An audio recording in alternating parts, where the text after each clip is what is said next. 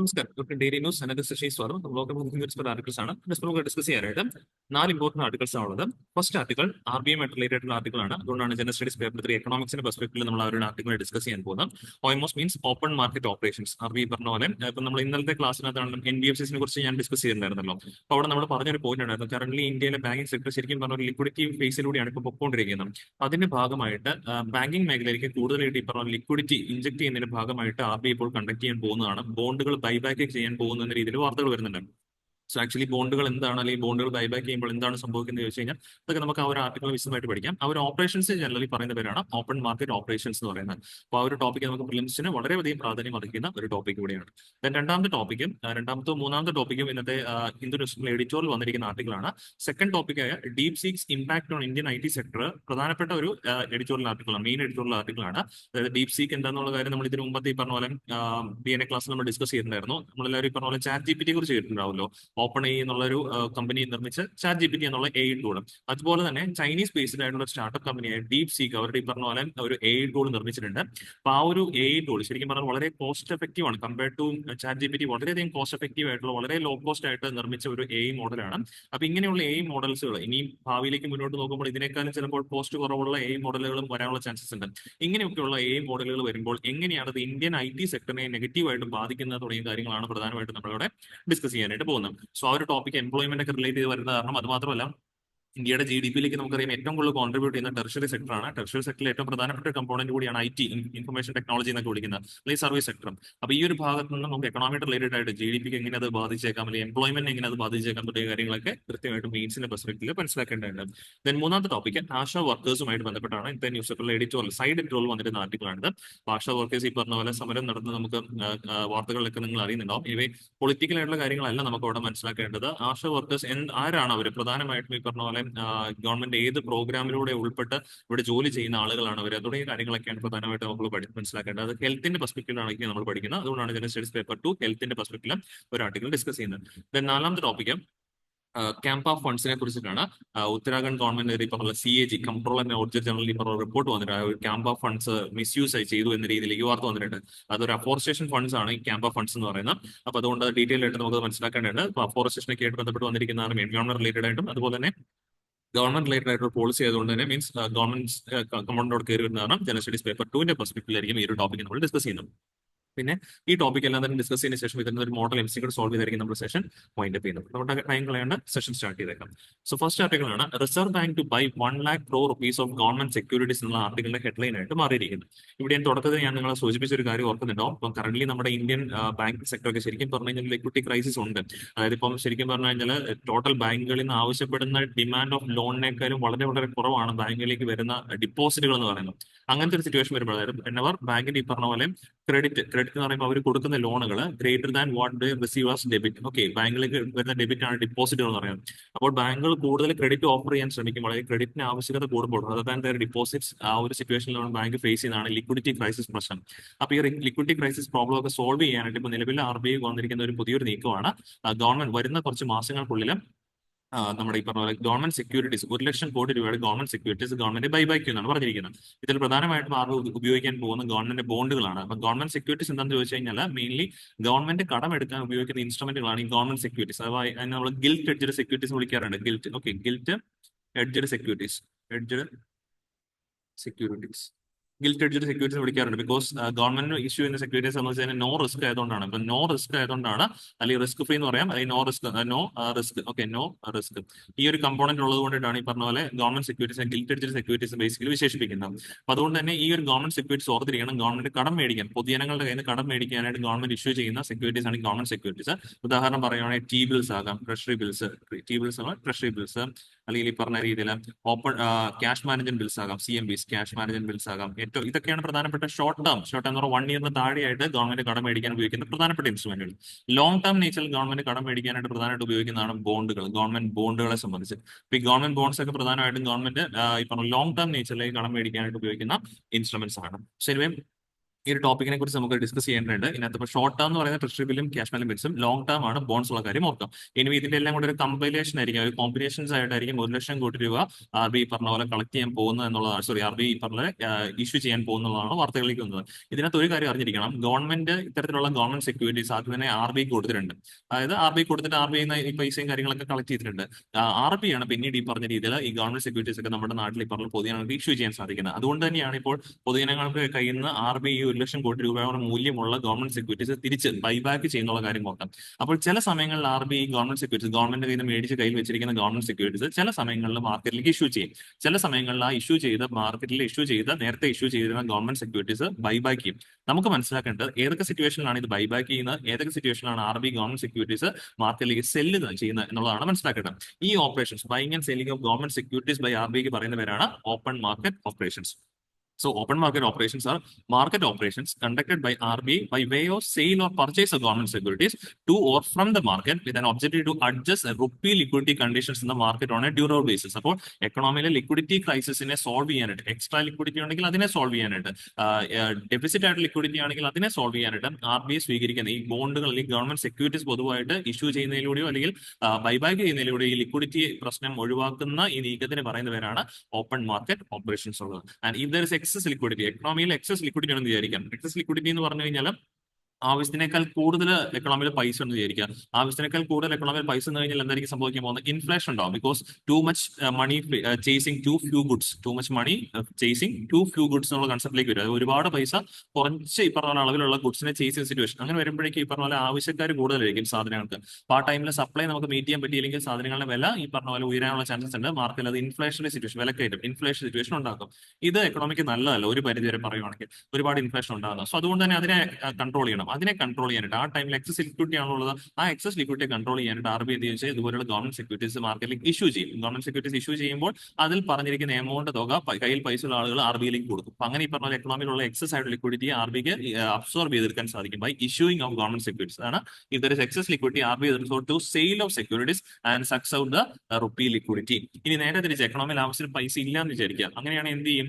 ഇത്തരത്തിൽ പണ്ട് നേരത്തെ കൊടുത്തിട്ടുണ്ടായിരുന്ന ഗവൺമെന്റ് സെക്യൂരിറ്റീസ് RBI ബൈബാക്ക് ചെയ്യുമ്പോഴേക്കും ഈ പറഞ്ഞ രീതി ആ സെക്യൂരിറ്റി കൊണ്ട് RBIക്ക് കൊടുത്തു കഴിഞ്ഞാൽ അതിന്മേൽ പറയുന്ന എമൗണ്ട് RBI കൊടുക്കുന്ന ആൾക്കാർക്ക് കൊടുക്കും. അങ്ങനെ വരുമ്പോഴേക്കും നമുക്ക് എക്കണോമിയിലേക്ക് ലിക്വിഡിറ്റി പമ്പ് ചെയ്യാനായിട്ട് സാധിക്കും, മണി സപ്ലൈ നമുക്ക് കൂട്ടാനായിട്ട് സാധിക്കും. അങ്ങനെ വരുമ്പോൾ ആളുകളുടെ പൈസ എത്തും, ആളുകൾ കൂടുതൽ ഈ പറഞ്ഞ സാധനങ്ങൾ വാങ്ങും, അല്ലെങ്കിൽ ബാങ്ക് കൊണ്ട് പൈസ നിക്ഷേപിക്കും. ഇങ്ങനെയൊക്കെ നമുക്ക് ടോട്ടൽ ഓൾ ഓവർ എക്കണോമിയിൽ ലിക്വിഡിറ്റി ഇൻക്രീസ് ചെയ്യാനായിട്ട്, നോർമൽ ലെവലിലേക്ക് കൊണ്ടുവരാൻ സാധിക്കും. അതാണ് ഇവിടെ എഴുതിയിരിക്കുന്നത്. Similarly liquidity conditions are tight. Tight എന്ന് പറഞ്ഞാൽ ആവശ്യത്തിന് ഇല്ല എങ്കിൽ RBI buys securities from the market, thereby releasing liquidity into the market. ഇപ്പം കണ്ടോ, ഈ ഒരു ടോപ്പിക് ആണ്, ഈ പോയിന്റ് ആണ് ഇപ്പോൾ RBI ഇപ്പോൾ കറന്റ് നമുക്ക് ഈ വാർത്തയിലൂടെ കാണുന്നത് അല്ലെ. ആ വാർത്ത ഒന്നുകൂടി ജസ്റ്റ് വായിച്ചു നോക്കി.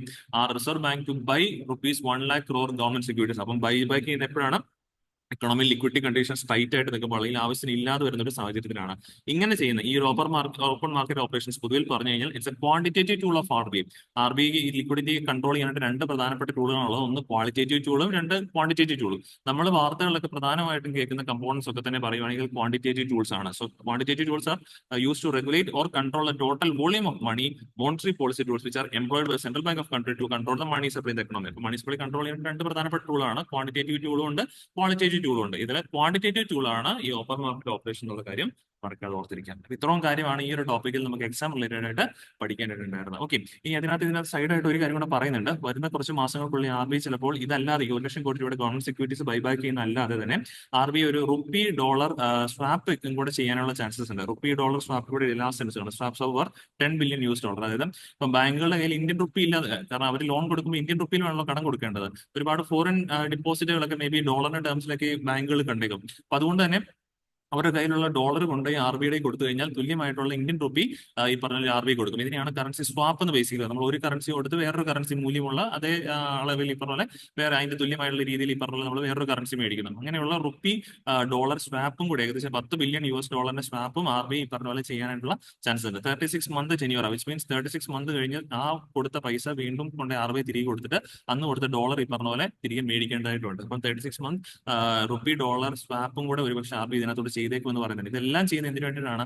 കറന്റ് ബാങ്കിങ് മേഖല നേരിടുന്ന ലിക്വിഡിറ്റി ക്രൈസിസ് സോൾവ് ചെയ്യാനായിട്ടാണെന്നുള്ള കാര്യം മറക്കാതെ ഓർത്തിരിക്കുക. Okay, so anyway moving on to second article. നമ്മുടെ എഡിറ്റോറിയൽ പേജിൽ മെയിൻ എഡിറ്റോറിയൽ ആർട്ടിക്കിൾ ആണ് DeepSeek's market disruption must awaken India എന്നുള്ളതാണ് ആർട്ടിക്കിളിന്റെ ഹെഡ്ലൈൻ ആയിട്ട് മാറിയിരിക്കുന്നത്. അപ്പൊ ഇവിടെ ഞാൻ തുടക്കത്തെ ഇൻട്രൊഡക്ഷനിൽ പറഞ്ഞ കാര്യം ഓർക്കുന്നുണ്ടാവും. നമ്മൾ ഇതിനു മുമ്പ് ഈ പറഞ്ഞ പോലെ നേരത്തെ DNA ക്ലാസ്സുകളിൽ ഈ ഡീപ് സീക്ക് ഇങ്ങനെ വാർത്തയിൽ വന്ന സമയത്ത് നമ്മൾ പഠിച്ചതാണ്, അല്ലെങ്കിൽ നമ്മൾ ഡിസ്കസ് ചെയ്തതാണ് എന്താണ് ഡീപ് സീക്ക് എന്നുള്ള കാര്യം. ജസ്റ്റ് ഞാൻ ചുരുക്കത്തിൽ ഒന്ന് പറഞ്ഞു പോകാം, കാരണം അല്ലെങ്കിൽ നമ്മൾ ഫസ്റ്റ് കേൾക്കുന്ന ആൾക്കാർക്ക് ഈ പറഞ്ഞ പോലെ ഒരു പക്ഷേ അത് ആ കണക്ഷൻ പിടികിട്ടത്തില്ലായിരിക്കും. എന്നാലും ചുരുക്ക വാക്കിൽ പെട്ടെന്ന് പോകാം. നമ്മളെല്ലാവരും ഈ പറഞ്ഞ പോലെ സ്കൂളിലായിട്ടോ അല്ലെങ്കിൽ കോളേജസിലൊക്കെ ആയിട്ട് ഈ പറഞ്ഞ നമ്മൾ ഉപയോഗിച്ചിട്ടുള്ളതാണ്, അല്ലെങ്കിൽ എന്തെങ്കിലും ഇൻഫർമേഷൻസിനെ കുറിച്ചാണ് സെർച്ച് ചെയ്യാനായിട്ട് ChatGPT ഉപയോഗിച്ചിട്ടുണ്ടാവും മിക്ക ആളുകളും. ChatGPT എന്ന് പറഞ്ഞ ഒരു AI ബേസ്ഡ് ടൂളാണ്, ആർട്ടിഫിഷ്യൽ ഇന്റലിജൻസ് ബേസ്ഡ് ആയിട്ടുള്ള ടൂളാണെന്നുള്ള കാര്യം നമുക്കറിയാം. ഇത് നിർമ്മിച്ചിരിക്കുന്ന US ബേസ്ഡ് ആയിട്ടുള്ള ഒരു കമ്പനിയായി ഓപ്പൺ AI ആണ്. ഓപ്പൺ AI എന്ന് പറയുന്ന ഒരു കമ്പനിയാണ് ഇത് നിർമ്മിച്ചിരിക്കുന്നത്. പക്ഷേ ശരിക്കും പറഞ്ഞു കഴിഞ്ഞാൽ ഈ മേഖലയിൽ, ഇത്തരത്തിലുള്ള AI മേഖലയിൽ ശരിക്കും ഈ ഡീപ് സീക്കിന്റെ വരവിന് മുമ്പ് വരെ US-ന്റെ ഒരു എന്താ പറയാ ഒരു മോണോപ്പൊളി ആയിരുന്നു വേണമെങ്കിൽ പറയാൻ പറ്റും. ബിക്കോസ് നമ്മൾ ഒരു രണ്ടോ മൂന്നോ AI ടൂളുകളുടെ പേര് പറഞ്ഞു കഴിഞ്ഞാൽ, ഒന്ന് എല്ലാവരും ChatGPT പറയും, രണ്ട് ഈ പറഞ്ഞ പോലെ ഗൂഗിളിന്റെ ജെമിനി നമ്മൾ പറയും, പിന്നെ ഈ പറഞ്ഞ പോലെ ഫേസ്ബുക്കിന്റെയും അല്ലെങ്കിൽ ഈ പറഞ്ഞ പോലെ വാട്സപ്പിന്റെ ഒക്കെ മെറ്റ AI എന്ന് പറയുന്ന ടൂൾ നമ്മൾ പറയാറുണ്ട്. ഇങ്ങനെ മൂന്നാല് ടൂളുകൾ ഈ പറഞ്ഞ പോലെ എല്ലാവർക്കും പറയാനായിട്ട് സാധിക്കും. പക്ഷെ ഇതെല്ലാം നമ്മൾ നോക്കുവാണെങ്കിൽ ഇതെല്ലാം തന്നെ മിക്കതും ഏത് രാജ്യത്തിന്റെയാണ്? നമ്മുടെ US-ന്റെ തന്നെയാണ്. അതുകൊണ്ട് AI ടൂളുകളിൽ ഇത്ര നാളും ഡീപ് സീക്കിന്റെ വരവിന് തൊട്ട് പറയുവാണെങ്കിൽ US-ന്റെ ഒരു മേധാവിത്വം അല്ലെങ്കിൽ ഒരു എന്താ പറയാ ഒരു മോണോപ്പൊളി ആയിരുന്നു വേണമെങ്കിൽ പറയാനായിട്ട് സാധിക്കും. പക്ഷെ ഡീപ് സീക്ക് എന്ന് പറയുന്ന ഒരു ചൈനീസ് ബേസ്ഡ് സ്റ്റാർട്ടപ്പ് കമ്പനിയാണ്. ഇവർ ഈ രംഗത്തേക്ക് വന്നു കഴിഞ്ഞപ്പോഴേക്കും ഈ രംഗത്ത് വിപ്ലവകരമായിട്ടുള്ള മാറ്റവും റവല്യൂഷണറി ആയിട്ടുള്ള ഒരു മാറ്റവും കൊണ്ടുവന്നത്. കാരണം എല്ലാവരും വിശ്വസിച്ചുകൊണ്ടിരുന്നത്, അല്ലെങ്കിൽ എല്ലാ രാജ്യങ്ങളും വിചാരിച്ചുകൊണ്ടിരുന്നത് ഈ AI മോഡലുകളൊക്കെ തന്നെ നിർമ്മിച്ചെടുക്കണമെങ്കിൽ കോടിക്കണക്കിന് രൂപ, കോടിക്കണക്കിന് പറഞ്ഞാൽ ChatGPT നിർമ്മിക്കാനായിട്ട് കമ്പനി ഓപ്പൺ AI മുടക്കിയെന്ന് പറഞ്ഞാൽ ഏകദേശം $1 ബില്യൺ മുകളിലാണ്. $1 ബില്യൺ മുകളിലാണ് മുടക്കിയെന്നാണ് പറയപ്പെടുന്നത്. അപ്പൊ അത്രയും വലിയ ഹ്യൂജ് ഇൻവെസ്റ്റ്മെന്റ് ഒക്കെ നടത്തുക എന്ന് പറഞ്ഞാൽ എല്ലാ രാജ്യങ്ങൾക്കും അത് പറ്റിയെന്ന് വന്നേക്കത്തില്ല.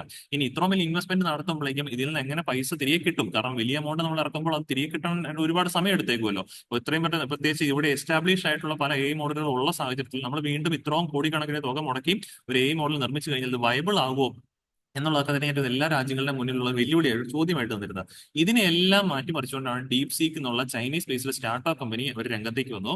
അവരുടെ AI model, DeepSeek AI model അവർ രംഗത്തിറക്കി. വിച്ച് വാസ് എന്താ പറയാ, അത് വളരെ തുച്ഛമായിട്ട് രീതിയാണ്. തുച്ഛം എന്ന് പറഞ്ഞാൽ ഈ ChatGPT-യുടെ $1 ബില്യൺ കമ്പയർ ചെയ്യുമ്പോൾ ഏകദേശം 5 മില്യൺ ഈ പറഞ്ഞ പോലെ US ഡോളറിനാണ് ഏകദേശം ഈ ഒരു ഡീപ് സീക്ക് നിർമ്മിച്ചിട്ടുണ്ടായിരുന്നത്. വിച്ച് വളരെ ചെറിയൊരു ഫ്രാക്ഷൻ ഓഫ് കോസ്റ്റ് ഓഫ് ChatGPT-യുടെ കോസ്റ്റ് നമുക്ക് പറയാൻ പറ്റുള്ളൂ.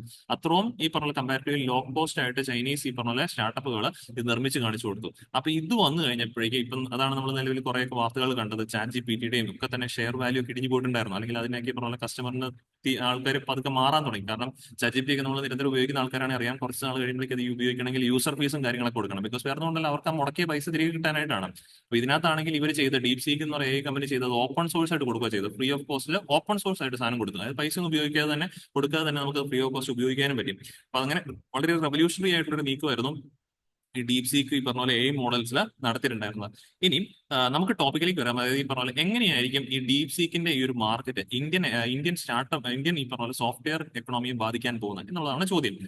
നമുക്ക് എല്ലാവർക്കും അറിയാം, ഇന്ത്യ ഏറ്റവും കൂടുതൽ പുറത്ത് വിദേശ രാജ്യങ്ങളിലൊക്കെയാണ് ഏറ്റവും കൂടുതൽ ഇന്ത്യ ഈ പറഞ്ഞ പോലെ പേര് കേൾക്കുന്നത് നമ്മുടെ സർവീസ് സെക്ടറിലാണ്. ബിക്കോസ് എസ്പെഷ്യലി നമ്മുടെ IT സെക്ടർ, ലോകമെമ്പാടുമുള്ള സോഫ്റ്റ്വെയർ കമ്പനികൾ എടുത്തു നോക്കിക്കഴിഞ്ഞാൽ അത് ഏറ്റവും പ്രധാനമായിട്ട് ലോകത്തെ തന്നെ ഏറ്റവും പ്രധാനപ്പെട്ട സോഫ്റ്റ്വെയർ കമ്പനികൾ ഇന്ത്യയുടെ നമുക്ക് വേണമെങ്കിൽ പറയാൻ പറ്റും. TCS ആയിട്ട്, അല്ലെങ്കിൽ ഈ പറഞ്ഞ പോലെ ഇൻഫോസിസ് ഒക്കെ ആയിട്ട് ഈ പറഞ്ഞ ഒരുപാട് കമ്പനികൾ നമുക്ക് പറയാൻ പറ്റും. അതിന് കാരണം പ്രധാനമായിട്ട് നമ്മുടെ എഡ്യൂക്കേഷൻ മേഖലയുടെ ഒരു കാര്യം വേണമെങ്കിൽ പറയാൻ പറ്റും. ബിക്കോസ് എന്താ പറയുക, വിദേശ രാജ്യങ്ങളിലൊക്കെ ആണെങ്കിൽ എസ്പെഷ്യലി ഡെവലപ്ഡ് കൺട്രീസിലാണ് ഇതുപോലുള്ള സോഫ്റ്റ്വെയർസും കാര്യങ്ങളൊക്കെ കൂടുതൽ ആവശ്യമായിട്ട് മാറുന്നത്.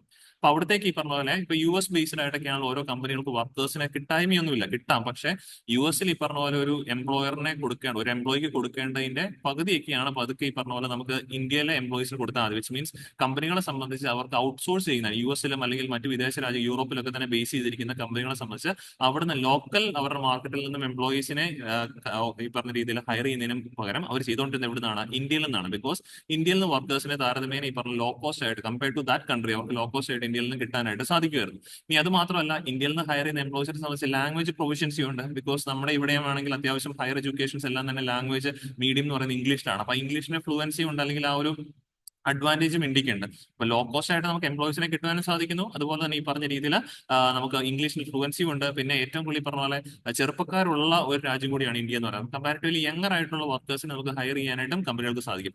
അപ്പൊ ഇങ്ങനെയൊക്കെയുള്ള ഒരുപാടധികം ഗുണങ്ങൾ ഉണ്ടായിരുന്ന, അല്ലെങ്കിൽ അഡ്വാൻറ്റേജ് ഉണ്ടായിരുന്ന കാരണമാണ് ലോകത്തെമ്പാടുമുള്ള പ്രധാനപ്പെട്ട കമ്പനികളൊക്കെ തന്നെ IT മേഖലകളിൽ വർക്ക് ചെയ്യാനായിട്ട് എവിടുന്നായിരുന്നു കൂടുതൽ ഹയർ ചെയ്തുകൊണ്ടിരുന്നത്? ഇന്ത്യയിൽ നിന്നാണ് വർക്കേഴ്സിനെ കൂടുതൽ ഹയർ ചെയ്തുകൊണ്ടിരുന്നത്. പക്ഷേ ഇനി ഇപ്പോൾ ഇതുപോലുള്ള AI മോഡലുകൾ, എസ്പെഷ്യലി ഇപ്പൊ ChatGPT വന്നെങ്കിൽ പോലും ChatGPT വരുന്ന സമയത്ത് സമയത്ത് പോലും വിചാരിച്ചിരുന്നത് എസ്പെഷ്യലി ഐ ടി മേഖലയിൽ ഒരുപാട് പേരുടെ ജോലികൾ നഷ്ടപ്പെടാൻ ചാൻസ് ഉണ്ട്. ബിക്കോസ് എ മോഡലുള്ളപ്പോൾ ഈ പറഞ്ഞ പോലെ വർക്കേഴ്സിനെ പിന്നെ ആവശ്യമില്ല, ആ വർക്കുകളൊക്കെ തന്നെ എ മോഡലിൽ ചെയ്യാനായിട്ട് സാധിക്കും. പക്ഷെ അന്നും ഒരു ഹോപ്പായിട്ട് നിന്നിരുന്നത് ഈ ചാറ്റ്ജിപിറ്റി എന്ന് പറയുന്ന കോടിക്കണക്കിന് രൂപ വിലയുള്ള ഒരു മോഡൽ ആയതുകൊണ്ട് തന്നെ അതുപോലത്തെ മോഡലുകൾ കമ്പനികളൊക്കെ തന്നെ സ്ഥാപിക്കണമെങ്കിൽ അത്ര വലിയ കമ്പനികളായിരിക്കും, അല്ലാതെ എല്ലാ കമ്പനികൾക്കും അത് വെക്കാനായിട്ട് പറ്റത്തില്ല, ഹ്യൂജ് കോസ്റ്റ് ആയതുകൊണ്ട് തന്നെ. പക്ഷേ ഡീപ് സീക്ക് വന്നപ്പോഴേക്കും സംഭവം മാറിപ്പോയിരിക്കുകയാണ്. ബിക്കോസ് കമ്പാരിറ്റീവ് ലോ കോസ്റ്റ് ആണ് ഡീപ് സീക്ക് എന്ന് പറഞ്ഞാൽ, ഞാൻ പറഞ്ഞു ചാറ്റ്ജിപിറ്റിയുടെ 5/1 മാത്രം ഈ പറഞ്ഞ പോലെ കോസ്റ്റുകളൊക്കെ വേണമെങ്കിൽ നമുക്ക് പറയാൻ പറ്റുള്ളൂ.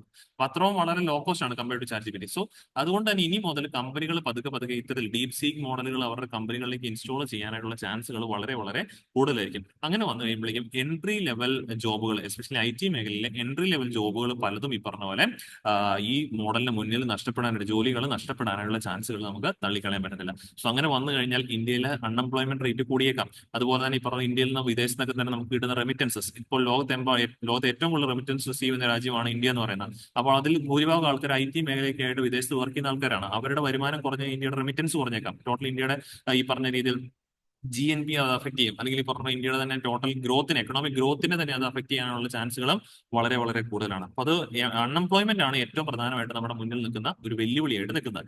ഇനി അടുത്തൊരു പോയിന്റ് എന്ന് പറയുന്നത്, ഇപ്പോഴും ശരിക്കും പറഞ്ഞാൽ ഇന്ത്യക്ക് സ്വന്തമായിട്ടുള്ള എ മോഡൽ ഇല്ല. നമ്മളൊരു നാഷണൽ എ മിഷൻ ഒക്കെ കണ്ടക്ട് ചെയ്യുന്നുണ്ട്, അതല്ലാതെ ഈ പറഞ്ഞാൽ നമുക്ക് സ്വന്തമായിട്ടുള്ള എ മോഡൽ നിലവിൽ പോലും ഇല്ല എന്നുള്ള കാര്യം ഓർത്തിരിക്കുക. അപ്പൊ അത് ഇനിയും വൈകിക്കൂടാ എന്നുള്ളത് ഈ ആർട്ടിക്കിളിനകത്ത് പറയുന്നുണ്ട്. ബിക്കോസ് ഈ മേഖലയിൽ നമ്മൾ നോക്കുവാണെങ്കിൽ ഇന്ത്യയിലുള്ള ആ ഒരു എന്താ പറയുക ഐ ടി മേഖലയിൽ വർക്ക് ചെയ്യാൻ കഴിവുള്ള ആളുകളുടെ എണ്ണം ഉണ്ടല്ലോ, അതിനത്ര ഒന്നും ഇല്ല ചൈനയിൽ. പക്ഷെ എങ്കിൽ കൂടുതലും ചൈനയിൽ ഈ പറഞ്ഞ ഇതിൽ ടെക്നോളജിക്കൽ പരമായിട്ട് ഒരുപാട് ഒരു മുന്നോട്ട് പോയിക്കൊണ്ടിരിക്കുകയാണ്. സോ ഇനിയും ഇന്ത്യ അത് ആ ഒരു അവസരങ്ങൾ, അതായത് ഡെമോഗ്രാഫിക് ഡിവിഡന്റ് ഒക്കെ ഇത്ര ഉള്ള ഒരു സാഹചര്യത്തിൽ ഇന്ത്യ ആ അവസരങ്ങൾ ഇനിയും ഉപയോഗിക്കാതിരിക്കാൻ പാടില്ല എന്നുള്ളതും ഈ ഒരു ആർട്ടിക്കിളിനകത്ത് എടുത്ത് പറയുന്നുണ്ട്. ബിക്കോസ് ഇനി അങ്ങോട്ടേക്ക് കൂടുതലായിട്ട് മിക്ക രാജ്യങ്ങളും എ ഉപയോഗിച്ച് തുടങ്ങും. ബിക്കോസ് ചീപ്പർ മോഡലുകൾ ഇനി അവൈലബിൾ ആയി തുടങ്ങും. അപ്പൊ അവിടെ തന്നെ ഇത്ര നാൾ എന്തുകൊണ്ടാണ് നമ്മുടെ നാട്ടിലാണ് എ മോഡൽ അധികം ഉപയോഗിക്കാതെ വരുന്നത് എന്ന് ചോദിച്ചു കഴിഞ്ഞാൽ, ബിക്കോസ് ഹൈ കോസ്റ്റ് ആയതുകൊണ്ട് മിക്ക കമ്പനികൾ അഡോപ്റ്റ് ചെയ്യുന്നുണ്ടായിരുന്നില്ല. പക്ഷെ ഇനിയിപ്പം ലോ കോസ്റ്റ് സാധനങ്ങൾ ഇറങ്ങി തുടങ്ങിയപ്പോൾ ഒബ്വിയസ്ലി ആളുകൾ ഇത് അഡോപ്റ്റ് ചെയ്യാനായിട്ട് തുടങ്ങും. അന്നേരം നമുക്ക് വിദേശ രാജ്യങ്ങളെ ഇതിനകത്ത് വേണ്ടി ഡിപ്പെൻഡ് ചെയ്യേണ്ടി വരും. ഇന്ത്യൻ കമ്പനീസിനാണെങ്കിലും എയ്ക്ക് വേണ്ടിയിട്ട് ഒന്നെങ്കിൽ ചൈനീസ് ബേസ്ഡ് ആയിട്ടുള്ള കമ്പനികളൊക്കെ തന്നെ ഡിപ്പെൻഡ് ചെയ്ത് വന്നേക്കാം. അതൊക്കെ നമുക്ക് സെക്യൂരിറ്റി റിലേറ്റഡ് ആയിട്ടുള്ള പ്രശ്നങ്ങൾ ഉണ്ടാക്കാനായിട്ട് ഇടയുള്ള സാഹചര്യങ്ങളാണ്. സോ അങ്ങനെ ഒരു പ്രശ്നങ്ങൾ വരാതിരിക്കുന്നതിന്റെ ഭാഗമായിട്ട് ഇനിയെങ്കിലും ഇന്ത്യ ഈ പറഞ്ഞ സ്വന്തമായിട്ടുള്ള എ മോഡലുകൾ ഡെവലപ്പ് ചെയ്ത് തുടങ്ങണം എന്നുള്ളതും ഈ ഒരു ആർട്ടിക്കിളിനകത്ത് പറയുന്നുണ്ട്. അതിന്റെ ഭാഗമായിട്ട് ഫസ്റ്റ് ആൻഡ് ഫോർമോസ്റ്റ് ഇന്ത്യ ചെയ്യേണ്ട കാര്യമാണ് ഇന്ത്യയുടെ റിസർച്ച് ആൻഡ് ഡെവലപ്മെന്റിന്റെ എമൗണ്ട് വർദ്ധിക്കണം. ഈ ഒരു ആർട്ടിക്കിളിനകത്ത് പറയുന്നത് India's gross domestic expenditure on research and development എന്ന് പറയുന്നത് റിമീൻസ് ബിലോ 1% ഓഫ് GDP. നമ്മുടെ ടോട്ടൽ GDP-യുടെ 1% താഴെ മാത്രമേ ഉള്ളൂ നമ്മൾ ഈ പറഞ്ഞ പോലെ റിസർച്ച് ആൻഡ് ഡെവലപ്മെന്റ് പർപ്പസിന് വേണ്ടിയിട്ട് കൊടുക്കുന്നത്. ഇവിടെയാണ് ചൈനയൊക്കെ തന്നെ അവരുടെ ടോട്ടൽ GDP-യുടെ 2.43%-ഓളമാണ് 2021 കൊടുത്തിട്ടുണ്ടായിരുന്നത്. അപ്പൊ അവർ ഇപ്പം അതിനേക്കാൾ കൂടുതൽ കൊടുക്കുന്നു. വിച്ച് മീൻസ് നമ്മൾ റിസർച്ച് ആൻഡ് ഡെവലപ്മെന്റ് പർപ്പസിന് കൊടുക്കുന്നതിനേക്കാളും ഇരട്ടിയിൽ കൂടുതൽ ഈ പറഞ്ഞ ചൈനീസ് ഗവൺമെന്റ് അവിടെ റിസർച്ച് ആൻഡ് ഡെവലപ്മെന്റ് പർപ്പസിനായിട്ട് ഇഷ്യൂ ചെയ്യുന്നുണ്ട്. സോ അങ്ങനെ ഇഷ്യൂ ചെയ്യുന്നതുകൊണ്ടാണ് അവിടെ പുതിയ പുതിയ ഓരോരോ കണ്ടുപിടുത്തങ്ങളും പുതിയ പുതിയ ഡെവലപ്മെന്റ് ടൂളുകളൊക്കെ തന്നെ കൃത്യമായിട്ട് അവിടെ രംഗത്തേക്ക് വരുന്നു. അതുകൊണ്ടാണ് നമ്മുടെ ഇവിടെ ഫണ്ട് കുറവായത് കൊണ്ടിട്ടാണ് ആ മേഖല ഇന്ത്യക്ക് അധികം പ്രവർത്തിക്കാൻ പറ്റാത്ത പോലും. ഇനി ഫണ്ട് ഒബ്വിയസ്ലി കൂട്ടണം. ഇനി രണ്ടാമത്തെ ഒരു ക്വസ്റ്റൻ ആണ്, ആരായിരിക്കണം ഈ ഫണ്ട് കൂടുതൽ കൊടുക്കേണ്ടത്? ഗവൺമെന്റ് അഥവാ ഈ പറഞ്ഞ പബ്ലിക് ഏജൻസീസ് ആയിരിക്കണോ അത് പ്രൈവറ്റ് ആൾക്കാരായിരിക്കണോ കൂടുതൽ കൊടുക്കേണ്ടത്? നിലവിലെ നമ്മുടെ സാഹചര്യം നോക്കുവാണെങ്കിൽ ടോട്ടൽ റിസർച്ച് ആൻഡ് ഡെവലപ്മെന്റ് GDP-യുടെ 1% ആണെന്ന് പറഞ്ഞല്ലോ, അതിൽ 60% ചെയ്യുന്നത് ഗവൺമെന്റ് ആണ്. പബ്ലിക്കിൽ നിന്നാണ് ഈ പറഞ്ഞ ഗവൺമെന്റ് അതോറിറ്റീസ് ആണ് ഇത് കൂടുതലും അതിനകത്ത് 60% സ്പെൻഡിങ് ചെലവിക്കൊണ്ടിരിക്കുന്നത്. ബാക്കി ഒരു 40% മാത്രമേ ഫണ്ടിങ് പ്രൈവറ്റിൽ നിന്ന് വരുന്നുള്ളൂ. ബട്ട് മിക്ക ഡെവലപ്ഡ് രാജ്യങ്ങൾ നോക്കിക്കഴിഞ്ഞാൽ നേരെ തിരിച്ച് ഓപ്പോസിറ്റ് തിരിച്ചാണ് കണ്ടീഷൻ. അവിടെ എല്ലാം കൂടുതൽ പ്രൈവറ്റ് ഇൻസ്റ്റിറ്റ്യൂഷൻസ് ആണ് കൂടുതൽ സ്പെൻഡ് ചെയ്യുന്നത്. ബിക്കോസ് ഗവൺമെന്റിനെ സംബന്ധിച്ച് മറ്റു ഒരുപാട് കാര്യങ്ങൾ ചെയ്യാനായിട്ടുണ്ട്. ഇപ്പൊ ഈ വർഷം ഗവൺമെന്റ് 1000 കോടി രൂപ കൊടുക്കുമെന്ന് വിചാരിക്കുക, റിസർച്ച് ആൻഡ് ഡെവലപ്മെന്റ് ഒരു ഹൈപ്പത്തിൽ എക്സാമ്പിൾ മാത്രമാണ്. 1000 കോടി രൂപ മുടക്കുമെന്ന് വിചാരിക്കാം. അടുത്ത വർഷം ചിലപ്പോൾ ഇത് 1000 കോടി രൂപ മുടക്കണം നിർബന്ധമില്ല. ബിക്കോസ് ഗവൺമെന്റിനെ സംബന്ധിച്ച് വേറൊരു പ്രയോറിറ്റി കമ്പോണന്റ് വന്നു കഴിഞ്ഞാൽ, ഗവൺമെന്റ് വരുമാനം കുറഞ്ഞുകൊണ്ടിരിക്കില്ല, അപ്പം വേറൊരു പ്രയോറിറ്റി കമ്പോണന്റ് വന്നു കഴിഞ്ഞാൽ ഈ 1000 വെട്ടിച്ചുരുക്കി ചിലപ്പോൾ അടുത്ത വർഷം അത് 800 കോടി രൂപയായി കുറയാനുള്ള ചാൻസസ് ഉണ്ട്. അതുകൊണ്ടാണ് ഗവൺമെന്റ് തന്നെ ഇവിടെ സ്പെൻഡ് ചെയ്യാൻ പാടില്ല. ഗവൺമെന്റ് ഒരു ഭാഗം മാത്രമേ ആകാൻ പാടുള്ളൂ. ബാക്കി മജോറിറ്റി എവിടെ തന്നെയായിരിക്കണം വരേണ്ടത്? പ്രൈവറ്റ് മേഖലയിൽ നിന്നായിരിക്കണം കൂടുതൽ റിസർച്ച് ആൻഡ് ഡെവലപ്മെന്റ് ഫണ്ടിങ് വരേണ്ടത്. എങ്കിലേ ഉള്ളൂ ഈ മേഖല നമുക്ക് കുറച്ചുകൂടെ സ്ട്രെങ്തൻ ചെയ്യാനായിട്ട് സാധിക്കത്തുള്ളൂ എന്നുള്ളത് കൃത്യമായിട്ട് മനസ്സിലാക്കി വെച്ചേക്കാം. സോ ഇത്രയാണ് ഈ പറഞ്ഞ പോലെ നമുക്ക് ഈ ഒരു ആർട്ടിക്കിളിനകത്ത് എടുത്ത് പറയുന്നത്. ബിക്കോസ് ഇത് ശ്രദ്ധിച്ചില്ല എങ്കിൽ ഇന്ത്യയിൽ ഈ പറഞ്ഞ അൺഎംപ്ലോയ്മെന്റ് വരാനുള്ള ചാൻസസ് ഉണ്ട്. അതിന് വേണ്ടിയിട്ട് പരിഹാരം നിലയിൽ ഈ പറഞ്ഞ ഇന്ത്യ റിസർച്ച് ആൻഡ് ഡെവലപ്മെന്റ് കൂടുതൽ ഫണ്ട് കൊടുക്കണം. അടുത്തൊരു പ്രധാനപ്പെട്ട പോയിന്റ് എന്ന് പറഞ്ഞാൽ ഇന്ത്യയിൽ ഈ മേഖലയിൽ വർക്ക് ചെയ്യുന്ന ആളുകൾ, നിലവിൽ IT മേഖലയിലൊക്കെയാണ് വർക്ക് ചെയ്യുന്ന ആളുകളെ നമുക്ക് റീസ്കില്ലിംഗ് ആൻഡ് അപ്സ്കില്ലിംഗ് ചെയ്യണം. അവർക്ക് ഈ പറഞ്ഞ പോലെ നിലവിലുള്ള സ്കില്ലുകൾ അവർക്ക് അപ്ഗ്രേഡ് ചെയ്യാനായിട്ട് പറ്റണം. എങ്കിലേ ഉള്ളൂ അവർക്ക് ഈ പറഞ്ഞ പോലെ ജോലി പിടിച്ചു നിൽക്കാൻ പറ്റുള്ളൂ. അല്ലെങ്കിൽ എൻട്രി ലെവൽ ജോബ്സ് ഒക്കെ ആണെങ്കിൽ ഈ മോഡലിന്റെ ഇത് വന്നിട്ട് ജോലി നഷ്ടപ്പെടാനുള്ള ചാൻസുകൾ വളരെ കൂടുതലാണ്. സോ ഏറ്റവും പ്രധാനമായിട്ട് വരേണ്ടതെന്ന് പറഞ്ഞാൽ റിസർച്ച് ഡെവലപ്മെന്റ് വർദ്ധിപ്പിക്കണം, ഫണ്ട് വർദ്ധിപ്പിക്കണം. അടുത്തതായിട്ട് പറയുകയാണെങ്കിൽ എംപ്ലോയേഴ്സിന്റെ അവരുടെ സ്കില്ലുകളെ അപ്സ്കിൽ ചെയ്യണം, അല്ലെങ്കിൽ റീസ്കിൽ ചെയ്യാനായിട്ടുള്ള സാഹചര്യം ഗവൺമെന്റ് ഒരുക്കി കൊടുക്കണം. ഇത്രയും കാര്യമാണ് ഈ ഒരു ആർട്ടിക്കിളിനകത്ത് പ്രധാനമായിട്ട് ഓദർ നമ്മളോട് പറഞ്ഞു നൽകുന്ന പോയിന്റ്സ് ഓരോന്നും. നമ്മൾ ഡിസ്കസ് ചെയ്ത പോയിന്റ്സ് ആണ് ഇവിടെ കൃത്യമായിട്ട് നമുക്ക് കാണാൻ സാധിക്കുന്നത്. IMF അനാലിസിസ് പ്രകാരം nearly 40% global employment is expose to AI. IMF കണക്കാണിത്. ഗ്ലോബൽ ലെവലിൽ 40% ജോലികളും, അത് സർവീസ് സെക്ടറിൽ മാത്രമല്ല സെക്കൻഡറി മാനുഫാക്ചറിംഗ് മേഖലയിലും എല്ലാം കൂടി ചേർത്തിട്ടാണ് 40% ഗ്ലോബൽ എംപ്ലോയ്മെന്റ് AI മോഡലിന് എക്സ്പോഷർ ആണ്. ഇതിൽ ഈ പറഞ്ഞ 60% ജോലികളെങ്കിലും, ആ 40% എക്സ്പോഷർ ഉള്ള ജോലികളിൽ 60% ജോലികളെങ്കിലും അഫക്റ്റഡ് ആകാനുള്ള ചാൻസസ് വളരെ വളരെ കൂടുതലാണ് നിയർ ഫ്യൂച്ചറിൽ എന്നുള്ള കാര്യമാണ് പറയുന്നത്. ഓക്കെ, ദെൻ ഇന്ത്യയെ സംബന്ധിച്ച് പറയുവാണെങ്കിൽ ഇന്ത്യയുടെ ഈ പറഞ്ഞ പോലെ ഏകദേശം IT industries India major employer providing, ഇന്ത്യയുടെ പ്രധാനപ്പെട്ട എംപ്ലോയർ IT മേഖലയാണ് പ്രൊവൈഡിംഗ് 5.4 മില്യൺ ജോബുകളാണ് IT മേഖല ഇന്ത്യയിൽ നൽകിക്കൊണ്ടിരിക്കുന്നത്. ഇവിടെ ഈ പറഞ്ഞ പോലെ നമ്മൾ AI മോഡലുകൾ വന്നു കഴിഞ്ഞാൽ ഒരുപാടധികം ജോലികൾ അതിനകത്ത് പോകാനുള്ള ചാൻസസ് ഉണ്ട്. അതിന്റെ ഭാഗമായിട്ട് നമുക്ക് കമ്പനികളിലൊക്കെ തന്നെ അല്ലെങ്കിൽ കൂടുതൽ പേരുടെ AI റെഡി മോഡൽസ് വർക്ക് ചെയ്യണം. അത് പ്രകാരം എംപ്ലോയിനെ റീസ്കില്ലിംഗ് എടുക്കണം. ടെക്നോളജിസ്റ്റുകളെ പൊട്ടൻഷ്യലി ഈ പറഞ്ഞ white collar recession India by 2027 ഒരുപാട് വൈറ്റ് കോളർ ജോബ്സ് നഷ്ടപ്പെടാനുള്ള ചാൻസ് ഉണ്ട്. അതിന്റെ ഭാഗമായിട്ട് ഈ പറഞ്ഞ നമുക്ക് എംപ്ലോയി റീസ്കില്ലിംഗ് ഒക്കെ തന്നെ ചെയ്യേണ്ടതുണ്ട്. അപ്പോൾ റീസ്കില്ലിംഗ് പുതിയ ടെക്നോളജികളെ കുറിച്ച് അവർക്ക് പഠിപ്പിച്ചു കൊടുക്കണം. ബിക്കോസ് പുതിയ ടെക്നോളജി വരുമ്പോൾ അതിന്റെ മെയിൻ്റെനൻസ് ഒക്കെ ആയിട്ട് ബന്ധപ്പെട്ട് ഒരുപാട് തൊഴിലവസരങ്ങൾ വരുമല്ലോ. ആ മേഖലയിലേക്ക് തന്നെ കൂടുതൽ വർക്ക് ചെയ്യുന്നതിന്റെ ഭാഗമായിട്ട് റീസ്കില്ലിംഗും അപ്സ്കില്ലിംഗ് കൊടുക്കാനായിട്ട് നമുക്ക് സാധിക്കണം എന്നുള്ളതാണ് ആർട്ടിക്കിൾ പ്രധാനമായിട്ട് നമ്മളോട് പറഞ്ഞു നൽകുന്നത്. Okay, so recently upskilling trends report 2024-25 released by global edtech company found that 67.5% engineers feel that their jobs are being negatively impacted by AI ആണ്, and 87.5% believe that upskilling is critical. അതായത് ഈ report upskilling trends report 2024-25 പ്രകാരം ലോകത്തെമ്പാടുള്ള 67.5% എഞ്ചിനീയേഴ്സും feel ചെയ്യുന്ന അവരുടെ ജോലി ഈ പറഞ്ഞ AI മൂലം ഇമ്പാക്റ്റഡ് ആകും എന്നുള്ളതാണ്. അതിൽ 87% ആളുകളും ബിലീവ് ചെയ്യുന്ന അപ്സ്കില്ലിംഗ് നിയർ ഫ്യൂച്ചർ വളരെ വളരെ ക്രിട്ടിക്കൽ ആയിരിക്കും എന്നാണ് പറയപ്പെടുന്നത്. അതുകൊണ്ട് തന്നെ ഇന്ത്യയിൽ ഈ മേഖലയിലൊക്കെ തന്നെ വർക്ക് ചെയ്യുന്ന ആളുകൾക്ക് നമുക്ക് റീസ്കില്ലിംഗും അപ്സ്കില്ലിംഗും കൊടുക്കണം. ഏതിൽ ഉപയോഗിച്ച് കൊടുക്കാൻ പറ്റും? പ്രധാനമന്ത്രി കൗശൽ വികാസ് യോജന, സ്കിൽ ഡെവലപ്മെന്റ് മിഷനാണ്. ആ മിഷൻ ഉപയോഗിച്ച് ഈ പറഞ്ഞ നമുക്ക് അപ്സ്കില്ലിംഗും റീസ്കില്ലിംഗും കൊടുക്കാൻ പറ്റണം. എങ്കിലേ ഉള്ളൂ നമുക്ക് ആ തൊഴിലവസരങ്ങൾ പിടിച്ചെടുക്കാൻ പറ്റുള്ളൂ. അല്ലെങ്കിൽ അൺഎംപ്ലോയ്മെന്റ് വന്നേക്കാം, നമ്മുടെ GDP ഒക്കെ തന്നെ താഴത്തേക്ക് പോകാനായിട്ടുള്ള ചാൻസുകളും വളരെ വളരെ കൂടുതലാണ്. ഓക്കെ, സോ ഇത്രയാണ് ഈ ഒരു ടോപ്പിക്കിനകത്ത് പറയാനുണ്ടായിരുന്ന. ഡിസ്കസ് ചെയ്ത് എല്ലാവർക്കും മനസ്സിലായിട്ടുണ്ടെന്ന് വിശ്വസിക്കുന്നു. നമുക്ക് അടുത്ത ആർട്ടിക്കിലേക്ക് മൂവ് ഓൺ ചെയ്യാം. ആശാ വർക്കേഴ്സുമായിട്ട് ബന്ധപ്പെട്ട ടോപ്പിക്കാണ് വാരിയേഴ്സ് ഓഫ് ഹോപ്പ് എന്നുള്ള ആർട്ടിക്കിൾ ഹെഡ്ലൈൻ ആയിട്ട് മാറിയിരിക്കുന്നത്. അപ്പോൾ ഇവിടെ നമുക്ക് പൊളിറ്റിക്കൽ പരമായിട്ടുള്ള കാര്യങ്ങളൊക്കെ ഒന്നും പോകണ്ട. നമുക്ക് ഈ പറഞ്ഞ ജസ്റ്റ് ആശാ വർക്കേഴ്സ് എന്താണോ, ഈ പറഞ്ഞ പോലെ എന്തൊക്കെ കാര്യങ്ങളാണ് അവർ ചെയ്യേണ്ടത് തുടങ്ങിയാണ് നമ്മൾ മെയിൻലി മനസ്സിലാക്കേണ്ടത്. Okay, so accredited social health activist എന്നുള്ളതാണ് ആശ എന്നുള്ളതിന്റെ ഫുൾ ഫോം ആയിട്ട് പറയാൻ സാധിക്കുന്നത്. They are trained female community health ആക്ടിവിസ്റ്റുകളാണത്. ഒരു കാര്യം പ്രധാനമായിട്ട് ഓർത്തിരിക്കണം, ആശ വർക്കേഴ്സ് എന്ന് പറയുന്ന പെർമനന്റ് എംപ്ലോയീസ് അല്ല. പെർമനന്റ് എംപ്ലോയീസ് എന്ന് പറയുമ്പോഴേക്കും മെയിൻലി നമുക്ക് മനസ്സിലാക്കാൻ പറ്റുന്ന പറഞ്ഞാൽ ഓരോ മാസം നമുക്ക് ഫിക്സ്ഡ് ആയിട്ടുള്ള സാലറി ഉണ്ടാവും. മന്ത് എൻഡ് ആകുമ്പോഴേക്കും നമുക്ക് ആ സാലറി അക്കൗണ്ട് ക്രെഡിറ്റ് ആവും. അങ്ങനെ ഒരു ഫിക്സിഡിറ്റി ഉണ്ടാവുമല്ലോ. ആശ വർക്കേഴ്സ് പറയുമ്പോൾ അങ്ങനെ നമുക്ക് ഫുൾ ടൈം എംപ്ലോയ്മെന്റ് ആയിട്ട് പറയാൻ പറ്റത്തില്ല. അവർ ഈ പറഞ്ഞ പോലെ ഒരു വോളണ്ടിയേഴ്സ് ലിസ്റ്റ് ആണ് അവർ രജിസ്റ്റർ ചെയ്തിരിക്കുന്നത്. അതായത് അവർക്കൊരു ആവറേജ് പറയുവാണെങ്കിൽ ഒരു മാസം 5,000 മുതൽ 15,000 രൂപ, ഓരോ സംസ്ഥാനങ്ങളനുസരിച്ച് മാറും കേട്ടോ. 5,000 മുതൽ 15,000 രൂപയുടെ ഇടയിൽ ഏതെങ്കിലും ആയിട്ട് ഒരു എമൗണ്ട് ആയിരിക്കും ഇവർക്ക് കിട്ടുന്നുണ്ടാവുക. അതിനകത്ത് ഈ പറഞ്ഞ പോലെ എമൗണ്ട് വേരി ചെയ്യുന്ന വേറെ ഒന്നുമല്ലല്ലോ, ഓരോ സമയത്ത് ഇവർക്ക് കൊടുക്കുന്ന ഡ്യൂട്ടീസ് ഉണ്ടാവും. ചില സമയങ്ങളിൽ ഡ്യൂട്ടീസിന്റെ അളവ് കൂടാം. അപ്പൊ അങ്ങനെയൊക്കെ വരുമ്പോഴേക്കും ഓണറേറിയം അല്ലെങ്കിൽ പറഞ്ഞാൽ അതിന്റെ പേയ്മെന്റ് നിലയിൽ വർദ്ധിച്ചു വരുന്ന കാരണമാണ് സംവെയർ ബിറ്റ്വീൻ 5,000 to 15,000 ഒക്കെയാണ് പലപ്പോഴും ആശാ വർക്കേഴ്സിന് കിട്ടുന്ന ഒരു എമൗണ്ട് എന്ന് പറയുന്നത്. ഫിക്സഡ് അല്ല എന്നുള്ള കാര്യം ഓർത്തിരിക്കുക. ടൈം ടു ടൈം അത് മാറാനുള്ള ചാൻസസ് ഉണ്ട്. So ASHA programme was conceived and funded by Indian national rural health mission. Okay, ഇന്നലെ നമ്മൾ ഡിസ്കസ് ചെയ്ത് ഓർക്കുന്നുണ്ടാവില്ല നാഷണൽ റൂറൽ ഹെൽത്ത് മിഷനെ കുറിച്ചിട്ട്. അപ്പൊ ആ ഒരു നാഷണൽ റൂറൽ ഹെൽത്ത് മിഷന്റെ ഭാഗമായിട്ടാണ് ആശാ പ്രോഗ്രാം നമ്മളിവിടെ കൺസീവ് ചെയ്തത്.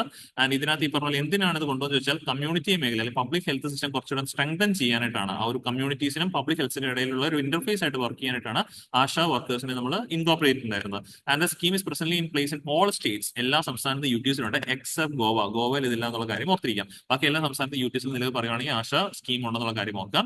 Then the states are mandated to employ at least one ASHA worker per 1,000 people. ഓരോ 1,000 പേർക്ക് ഒരു ആശാ വർക്കർ നിലയിൽ സ്റ്റേറ്റ് എംപ്ലോയ് ചെയ്യണമെന്നാണ് നിയമത്തിൽ നിൽക്കുന്നത്. നിലവിൽ നമുക്ക് പറയുകയാണെങ്കിൽ ഓൾ ഓവർ ഇന്ത്യയിൽ 10.3 ലക്ഷം ആശാ വർക്കേഴ്സിന്റെ ആവശ്യകതയുണ്ട്. But 9.2 lakh ASHA workers current നമ്മുടെ നാട്ടിൽ വർക്ക് ചെയ്യുന്നുള്ള കാര്യം ഓർത്തിരിക്കും. ഇപ്പം ആശാ വർക്കേഴ്സിന്റെ എണ്ണം ഈ പറഞ്ഞ പോലെ അഡിക്വേറ്റ് ലെവലിൽ കറന്റ് പറയുവാണെങ്കിൽ ഇല്ല, കുറച്ച് ഷോർട്ടേജസ് ഉണ്ടെന്നുള്ള കാര്യം അറിഞ്ഞിരിക്കാം.